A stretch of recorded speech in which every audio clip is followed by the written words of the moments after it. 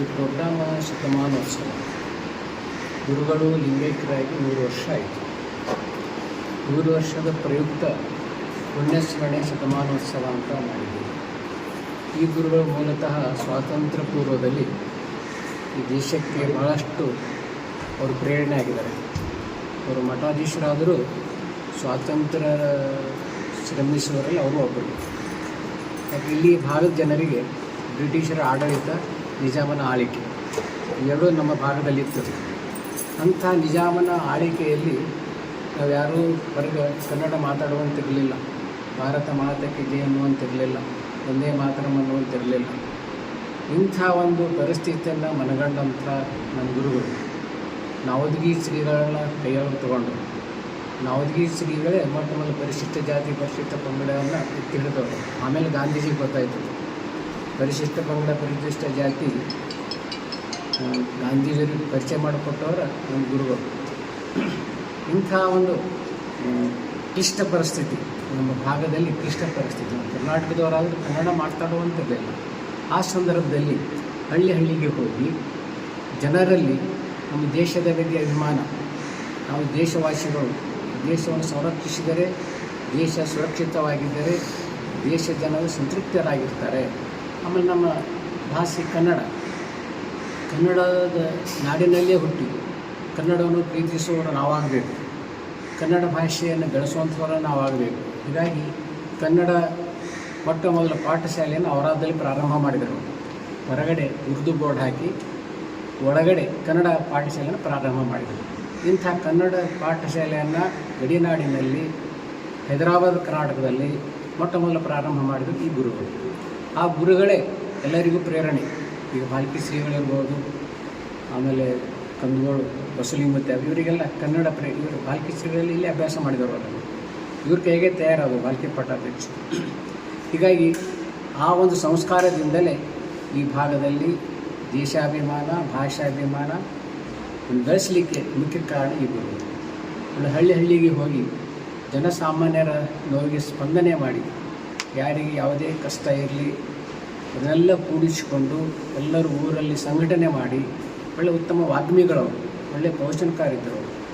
ಇಂಥ ಒಂದು ಪ್ರವಚನಕಾರರಿಂದ ಜನರನ್ನು ಸಂಘಟಿಸಿ ಊರೆಲ್ಲ ಒಕ್ಕಟ್ಟು ಮಾಡಿ ದೇಶದ ಅಭಿಮಾನ ತುಂಬುತ್ತಿದ್ದರು. ದೇಶದ ಅಭಿಮಾನ ಜೊತೆ ನಿಮ್ಮ ಮಕ್ಕಳಿಗೆ ನೀವು ಯಾವ್ಯಾವ ಧರ್ಮದವರ ಅದನ್ನು ಪಾಲಿಸ್ರಿ, ನೀವು ವೀರಶೈವರಾದರೆ ಸದಾ ಲಿಂಗಧಾರಿಗಳಾಗಿ ಲಿಂಗ ಪೂಜೆ ಮಾಡಿ. ಹೀಗೆ ಅದರ ಜೊತೆಗೆ ನಾವು ಕನ್ನಡ ನಾಡಿನವರಾಗಿರೋದು ನಾವು ಕನ್ನಡ ಭಾಷೆಯನ್ನೇ ಕಲಿಬೇಕು, ನಮ್ಮ ಮಕ್ಕಳಿಗೆ ಕನ್ನಡವನ್ನೇ ಕಲಿಸಬೇಕು. ಇಲ್ಲಾಂದರೆ ನಮ್ಮ ಮಕ್ಕಳು ಅನಕ್ಷರಸ್ಥರಾದರೆ ಇನ್ನೂ ನಾವು ಬ್ರಿಟಿಷರಿಂದ ಮುಕ್ತರಾಗಲಿಕ್ಕೆ ಸಾಧ್ಯ ಆಗೋದಿಲ್ಲ ಅನ್ನೋದು ಭಾವನೆ ಇಟ್ಟುಕೊಂಡು ಮೊಟ್ಟ ಮೊದಲು ಕನ್ನಡವನ್ನು ಈ ಗಡಿನಾಡಿನಲ್ಲಿ ಗಟ್ಟಿಯಾಗಿ ನಿಂತು ಗಟ್ಟಿ ನೆಲೆಯನ್ನು ಕೊಟ್ಟಂಥವರು ಈ ಮಠದ ಪರಮ ಪೂಜ್ಯರು. ಅವರು ಲಿಂಗೈಕ್ಯರಾಗಿ ಈಗ 100 ವರ್ಷ ಆಯಿತು.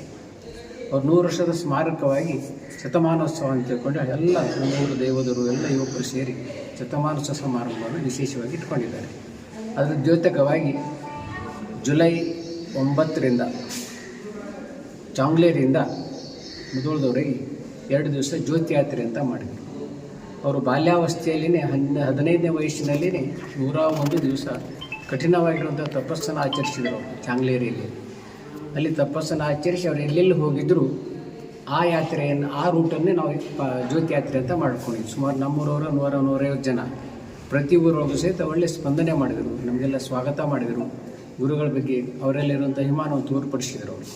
ಆ ಭಾಗಕ್ಕೆ ಹಾನಗಲ ಕುಮಾರ ಶಿವಯೋಗಿಗಳಿದ್ರೆ ಈ ನಮ್ಮ ಬೀದರ್ ಜಿಲ್ಲೆಗೆ ಹಾಗೂ ಮಹಾರಾಷ್ಟ್ರ ಮತ್ತು ತೆಲಂಗಾಣದಲ್ಲಿ ಅತಿ ಹೆಚ್ಚು ಪ್ರಾಮುಖ್ಯತೆಯನ್ನು ಪಡೆದಿರ್ತಕ್ಕಂಥ ಯಾರಾದರೂ ಗುರುಗಳಿದ್ರೆ ಪುಣ್ಯ ಶತಮಾನೋತ್ಸವದ ಸಂತನಾಗಿರ್ತಕ್ಕಂಥ ಶಿವಲಿಂಗ ಶಿವಯೋಗಿಗಳಂತ ಹೇಳಬೇಕಾಗತ್ತೆ. ನಾವೆಲ್ಲರೂ ಕೂಡ ಇವತ್ತೆಲ್ಲ ರೀತಿಯಿಂದ ಕೂಡ ಮಾಡಬೇಕಾದ್ರೆ ಈ ಪುಣ್ಯ ಶತಮಾನೋತ್ಸವದಲ್ಲಿ ಭಾಗಿಯಾಗಿರೋದು ನಾವೆಲ್ಲರ ಯುವಕರು, ನಮ್ಮ ಕಾರ್ಯಕರ್ತರು ಪುಣ್ಯವಾಗಿರ್ತದೆ ಅಂತ ದೃಷ್ಟಿಯನ್ನಿಟ್ಟುಕೊಂಡು ಏನೋ ಒಂದು ವಿಶೇಷ ಮಾಡೋಣ ಅನ್ನುವಂಥ ಸಂಕಲ್ಪವನ್ನು ತೊಟ್ಟಾಗ ಪ್ರತಿಯೊಬ್ಬರು ಕೂಡ ನಮ್ಮ ಮಹಿಳೆಯರು ಮೊದಲು ಮಾಡಿಕೊಂಡು ಯುವಕರು, ಹಿರಿಯರು ಪ್ರತಿ ಗ್ರಾಮದಲ್ಲಿ ಕೂಡ ಮನೆ ಮಾತು ಆಗಿರ್ತಕ್ಕಂಥ ಆರಾಧ್ಯ ದೈವ ಯಾರಾದರಿದ್ರೆ ಅದು ಶಿವಲಿಂಗ ಶಿವಯೋಗಿಗಳಂತ ಎಲ್ಲರೂ ಕೂಡ ಒಪ್ಕೊಳ್ತಾ ಇದ್ದಾರೆ.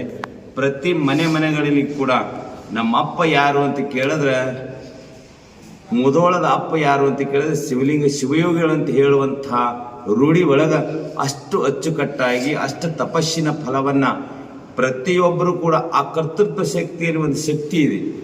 ಯಾರು ಈ ಮಟ್ಟಕ್ಕೆ ಬಂದು ಯಪ್ಪ ನನ್ನ ಕಷ್ಟವನ್ನ ದೂರ ಆಗಬೇಕಾದ್ರೆ ಏನು ಮಾಡ್ಬೇಕಂತ ಹೇಳಿ ತನು ಮನವನ್ನ ಅರ್ಪಣೆಯನ್ನು ಮಾಡಿದ್ರೆ ಅವರ ಸಂಕಲ್ಪ ಈಡೇರಿಸುವಂಥ ಶಕ್ತಿ ಎಲ್ಲಿದಂತ ಕೇಳಿದ್ರೆ ಪುಣ್ಯ ಶತಮಾನ ಸಂತನಾಗಿರ್ತಕ್ಕಂಥ ಶಿವಲಿಂಗೇಶ್ವರ ಕರ್ತೃಶಕ್ತಿಯಲ್ಲಿ ಇದೆ ಅಂತ ನಾವು ಹೇಳಬೇಕಾಗತ್ತೆ.